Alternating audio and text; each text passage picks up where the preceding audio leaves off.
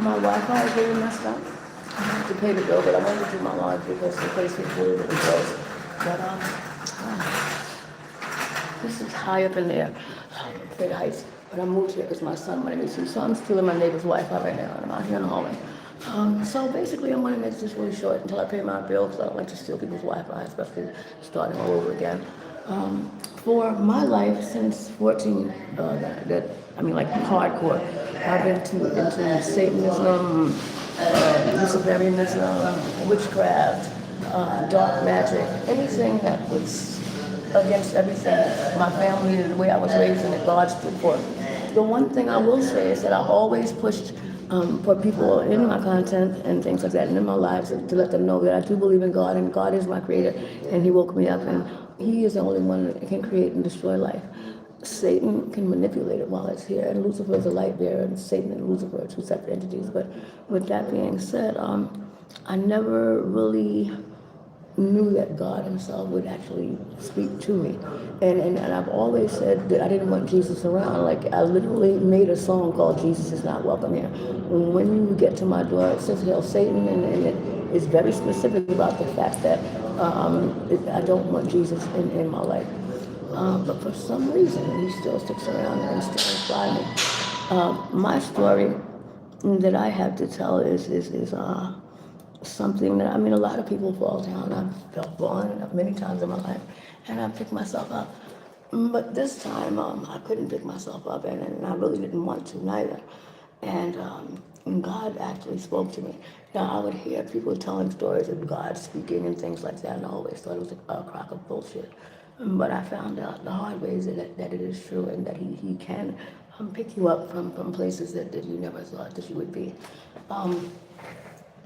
It's funny because yesterday I went outside, and everywhere I went, I'm talking about like from maybe that block to, and I lived like here, at least 20 people gave me compliments. Families, men, women, strangers, saying, you look amazing, like your style, and it was a lot, and you look so nice. And I'm like, wow. Just last week, people were stepping over me and making videos of the dirty lady laying on the ground, the dirty crackhead lady laying on the ground, and saying things like they hope that I would die and that I'm a piece of shit and I'm what's fucked up about society and things like that. But I'm here to let you know that even though you gave up on me, all of you, God didn't give up on me, and I don't know why. But to actually hear his voice, I knew that was something special, and I know that I was chosen to do something. It's not the first time that, that I've been down, and I've been out, and I fell off, I had some hard times. But I was literally on the ground, face down in my own vomit, and it was cold, and I had on a pair of dirty shorts, and there were bugs going all over me. And people were walking over me and making videos of me and mocking me and picking fun of me, and picking on me and calling me names and saying the most hurtful things. And I called so many ambulances over here, and none of them would come. And I heard, people, you have to understand, I was born in DR, San Pedro de Macorís, so I speak, I'm Dominican, I speak Spanish. And I don't think you guys understand that I heard everything you fucking said. Excuse me, that's one thing I want to work on, though, is cursing. But, the most cool thing is that, well, why call an ambulance for her when let nature take its course and then we'll just call the morgue? And the most hurtful comment that I heard, because I have a total memory lapse, I don't know how I even got to the hospital, or how many days I walked around in the street wandering around, because I had a complete nervous breakdown. It's like, let's just wait for her to die and let the coroner pick up and make sure that they say that she's homeless. So I was trying to be erased from existence. Let me explain something to you. I didn't care. That's the thing about it. I didn't care. And to all the people who were videotaping me, did you see that? I was actually walking with my head down at first, and then I heard this voice go, "Put your head up. Put your head up." And I'm like, why? Put your head up. So I put my head up. And then I just started waving. I'm like, you have to make videos of me. My name is Spellbinder. I'm an Amazon influencer. Yeah, all right. Blah, blah, blah. So I'm holding my dog and I'm walking down the street. And I remember I went inside a Burger King. I don't know what day this was, because I wanted to get some food for my dog. And I told when I asked for the manager, and when I went to the manager and stuff, he was like, "No, we don't want to buy anything." And I'm like, "What?" And then I'm like, no, sir. I said, I'm very dirty. I said, I would like to just give you the money for my food.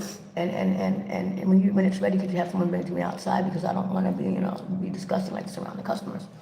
And he told me, no. And he said, you have stuff crawling on you. I refuse to serve you. And there were a couple of people that stepped in kind, but basically people were just making videos of me and talking about how nasty I was and how disgusting. I want you people to know this. In that state, and as fucked up as it was, I make more money than you. In that state that I was, I had a nervous breakdown. I didn't even know who I was, my own identity, my own name at that point. I hope that none of you ever have a tragic brain injury, because when I fell out and seized, I busted my head open and I injured my brain. So I didn't know where I was, and the bugs were implanted in my pocket by someone out of jealousy that I know they did it. And had I not found God in those streets on the ground that day, face down and vomit, okay, when I would have came back here, I would have really, really did something to you, and it would have been horrific. You would not have seen Mother Slate in the same state that you are today. And that's all I'm going to say about that matter. So, a lot of other things transpired, but I really don't remember them. And even now, people make me scared because like things are different because I'm afraid, and I'm one that's like very boisterous and loud, and I'm not afraid of anything. But people now scare me because it's like with my brain, and then people who know me, because I'm still getting some of my memory back because the injury was really, really bad, and they'll be like, "What's up, Lynn?" And they'll come to approach me, and I pull up into a ball because I'm afraid. I don't really know who you are, and I'm sorry that I can't talk to you, or it's not being rude. It's just that my mind is very fragile right now, and I'm trying to get my life back together and things like that. And I wouldn't be here without God. I don't want to ramble. I don't want to keep this live too long because I want to take this laundry cart back downstairs and stuff and get my Wi-Fi back active. But I don't know who you are, sir. You are an older man of color. You had a country accent. It's on the 52 bus. I don't know how I got there, but I know that when I was on the ground and God told me to get up, and I just couldn't do it. He's like, get up. And there was a bus that came out of nowhere, and I just got on it, and I went to the back of the bus. Because when I come on the bus, everybody went up to the front because of the state I was in. And then when I got back there, as soon as I got there, my dog knows that something was wrong, and he keeps rubbing my face, like trying to get me to go to the side. And I just started having the most violent seizures back to back and throwing up. And I was throwing up something that just I'd never seen. I remember, like, it had like pebbles in it. It was just really, really gross, and I just couldn't stop. And then they were like, "Oh, that bum in the back is throwing up." I'm like, "Hmm?" He's like, "Oh my God, we're having a seizure." He's like, "Everybody has to get off the bus." Oh man, just tell her to get off. Y'all are so cruel in New York City. But you know what? Like I said, I found God, so I will just end that statement by saying, God bless you. This man called the ambulance, I don't know how many times, and they would not come. And I'm just steady seizing. Now by this time, I've already urinated and defecated on myself, and with bugs crawling on me in vomit, with a dog in my hand. And the next thing I remember is him saying, if they don't come, I am going to take this bus and I am going to risk losing my job, but I am not going to let you die. I personally am going to drive you to the hospital. And that's the last thing I remember. And I remember one of the EMTs, when he did come, he's like, "Are you all right? Do you know where you are? Do you know who you are?" And I'm like, "No." And he helped me into the ambulance, and I just passed on the stretcher, and I woke up 3 days later with all these IVs and wires and hooks. But to hear a voice and soul, it was not an imagination, it was soul and directed, and it was so audible to tell me, get up, get your ass. I believe he said, God curses, I believe he said, get your ass up. But I got up and I'm here. I hope that none of you ever have to experience something like that, but if you do, and you're able to tell the story, then you are truly blessed.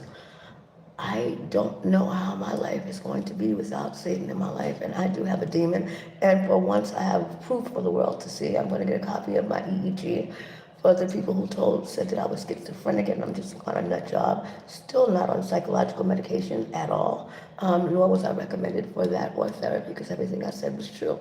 When you're doing EEG, they do the brain waves, and it's the brain waves of a singular person.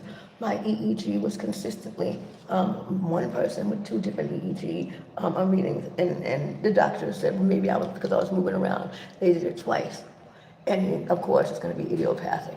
Uh, Sir, it's not idiopathic. It's, I have a demon. This will be the hardest thing for me to split from, but I ask God to make sure that He finds another home. I thought that by me stepping back from that part of my life that I would not be able to do what I do. I love being clairvoyant. I love being able to see the future. I love being able to touch someone and know everything that they're going through. I love being able to foresee what's going to happen, and I've never been wrong. Go on TikTok and ask 100,000 people. I've never been wrong. I it's something in me. I didn't have to know anything about you. I didn't have to know yours. You know, it's a gift that sometime you'll see someone who's going through something for me to touch them and tell them everything's going to be okay, and tell them specifically things are. I've done some wonderful things with the aid of a demon. Like I think the most rewarding thing I did was I helped a lady's grandmother who had passed. She was blind, crossover. I helped her find her way to the light. And I assisted her at her baptism. They were doing wade in the water, and I'm going to the river to be baptized, and that was the most rewarding experience of my life. And I also helped a family locate they were twins, and one of the twins got murdered by her boyfriend. They didn't know this, and they wanted closure because they couldn't find her head, and I helped them locate their head to get closure.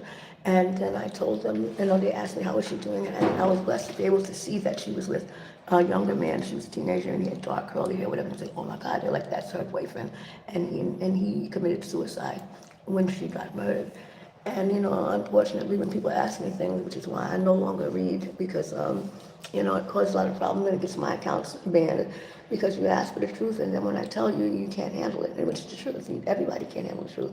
Some things are best left being said, and anyone who knows me knows I never charge for it.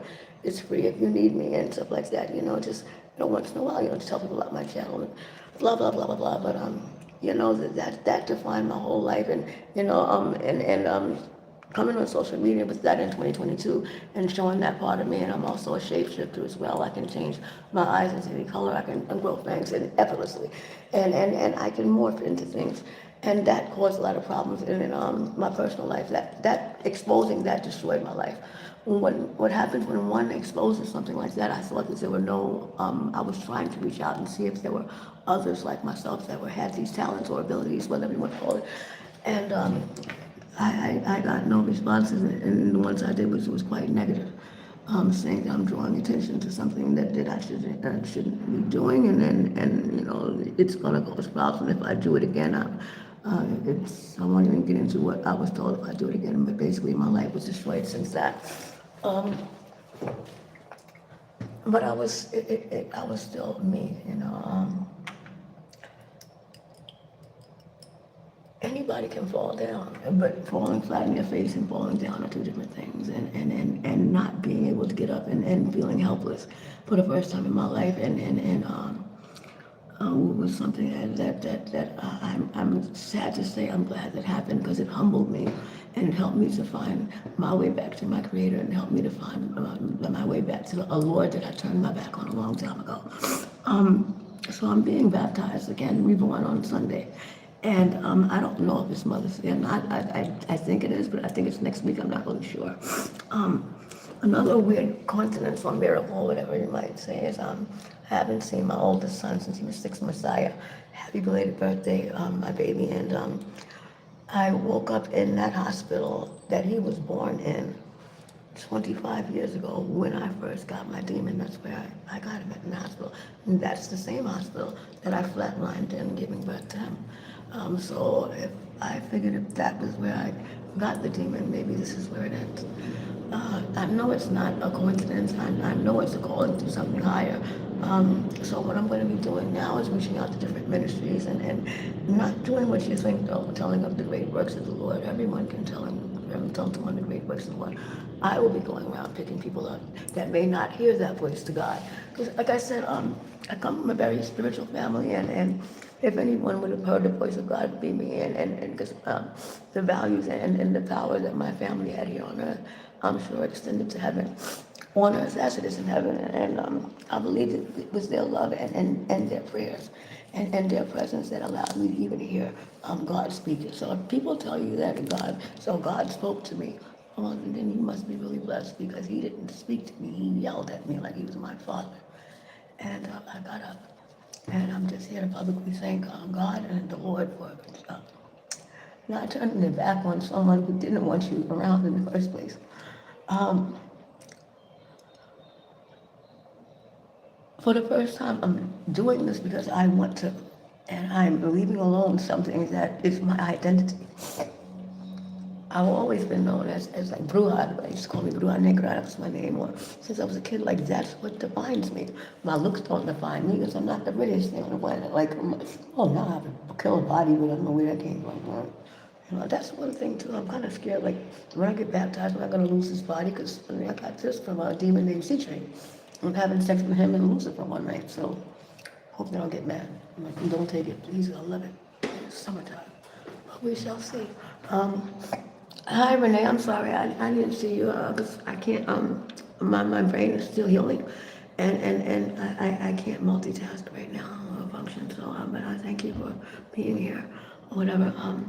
And maybe if there's someone in your family that says going through something, you can tell them to watch this video. I'm not going to be here on here really long, because I want to do it in my house and be able to get into the details that shouldn't be expressed in the hallway.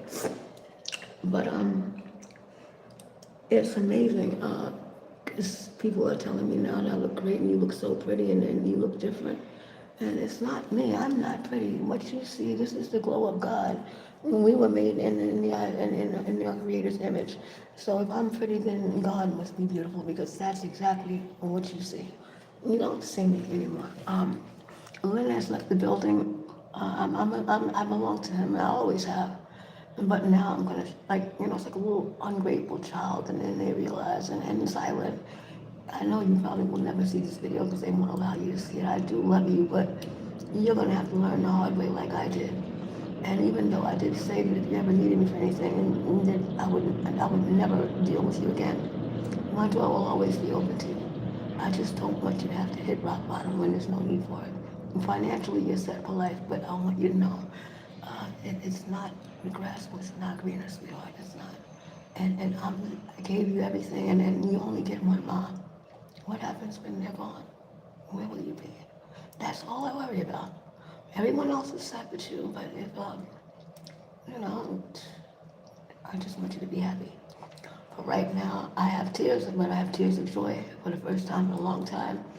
I can't cry because of certain deals and pacts that I made with different demons and things like that. So when people would see me cry, the tears would be coming from within, but the face wouldn't match the tears. When my mom passed away on 9/11 at 99 years old, and I went to her funeral, I could not cry. Looking at my mom in a coffin was like looking at a doll. And I wasn't invited to the funeral. I had to go and sit in the back while they all came and stretched Bentleys and stuff. Everybody's wearing all this Prada. And I had on a jacket that I found in the street, and some boots that I got from in the street, because I left my husband, and we're quite a wealthy couple together, even though that's my money, but long story. But the point is, when he shot me, I left. And I left with nothing, and I did that for my son, because that's what was going to happen to my child. Besides that, I think that's really all I have to say. I never thought that in my life I would be doing anything that has to do with the Lord, period. I didn't want to. And I remember going to Woodall Hospital, and I saw one of my family members, his name is Chris. He's been working in the morgue since, wow, I was a kid. And he's still there. I mean, he's a pleasure to see. If you go to Woodall, you know who Chris is, and you're not up from this planet. But one of his friends was like, oh, he was happy to see me. I was working and everything. And he goes, his friend goes, why are you wearing that? And I said, what? So I'm wearing black craft and have on a red hoodie and, the pentagrams and the Hail Satan bag and stuff. And I'm like, because I do collabs with them and I'm making a lot of money. And he says, well, why don't you ask God? And I'm sure if you do, he'll find a way for you to make money in his name. And I said, this is coming from a motherfucker wearing Jordans. The Satanists own the company, right? But I get what he's saying. And, sir, if you ever somehow reach and see this video, if I ever run into you, because which, life is short. I mean, life is short, and this is a very small world. You were right. He did. And I'm not going to let everybody know my next move. I'll just show you guys when it happens. But it's something that came across and that God showed me the same way that Satan showed me TikTok. So hopefully next year this time, the world will know of me in a big way, in a different way, and I will bring up other people off of the ground. I'm not talking about addicts. I'm an addict. You don't have to be on drugs to be on the street. There are some people who stay on the street to stay off the map. Maybe they have, they're, running from the law. Maybe they have people, they may on the FBI's most wanted list. Maybe they're just assholes. Maybe they're people like myself that were ritual spoiled brats that had to be humbled. It happens. And if you see me and you're down, I will be there for you. My thing with House of Spellbinder was supposed to be the nonprofit that I was starting, and I was so close. And then my child that I raised by myself and got shot up for and left hopping to LAX to come to New York with nothing to give you everything and built everything for you. Um, excuse me. Made it so that I can't, that it makes me look bad. Like I did something, like I hurt children, so I can't open a House of Spellbinder because it was supposed to be a home for foster children. That's what I wanted to do. I wanted to work with children. But he's ruined that for me for life. Mine is that back for now. One day you'll see that being vindictive was not the answer. House of Spellbinder is still going to happen, and it's still going to have children and adults in it. And I'm still going to name something for you. My focus now is going to be on people who are on the street. And I don't mean homeless people, people who are on the street. You can be on the street and just don't go home. Some people just like to be outside. I will be helping those people come back inside. I think that's it. I'm having a blessed day. I'm going to get my dog, my little multi-poo, and pay my phone bill so I can not be stealing up this Wi-Fi and get ready for Sunday when I accept the Lord and through water. We start as water and we end as dust. And in between, I'm going to mix it up and make something beautiful. If you watched this and you got something out of it, leave a like. If you watched it and you got something out of it, you don't have to leave a like. But if it did touch you in some weird way, if you know someone that needs to talk about things, I don't bite my tongue and I don't sugarcoat anything. So if you need to talk about addiction, if you need to talk about being a sexaholic, you can talk about being just nasty and an asshole. If you, what is that word they use now? A narcissist. If you just want to talk about how you're fed up, just talk about anything in general. I'm here to talk to you. I'm always free. You understand? I have a Cash App, but I don't really put it up unless I really need to. And I raised 53 cents one day, and I was so happy. I was fucking great happy. But by remaining free for things that I could have, that I've done to people, I made a lot of money though, and through like sales and things of other things, and my store and my storefronts. But no one, if they ever can say, well, she told me to do this and blah, blah, or they can't say that I'm trying to siphon people out of money or I'm a con artist. If you want to be a con artist, you're a hustler, you have to make some money out of it, right? And once again, if anybody needs me, I'll be here. And don't be afraid to talk. I'm not on here for you to look at me. I'm not pretty. There are pretty women that are on the live feed. You can go watch pretty. So if you're here for pretty or me to twerk around, though I have the body to do so, and I think you're in the wrong channel. But if you're here for somebody to tell you the truth, that as ugly and as it may be, then that's me. My name is Lynn. They call me Starmanda. I hope everybody has a blessed and happy Mother's Day in the name of the Lord, which sounds so weird saying. And I hope you have a wonderful life, blessed, and I hope that everybody at some point in their life, Satan is atheist, know this. He's real. And once he touches you, I can't describe what you'll feel, and you'll see how petty and useless Satan is, and he truly is a liar. That's it. Have a great day, everybody.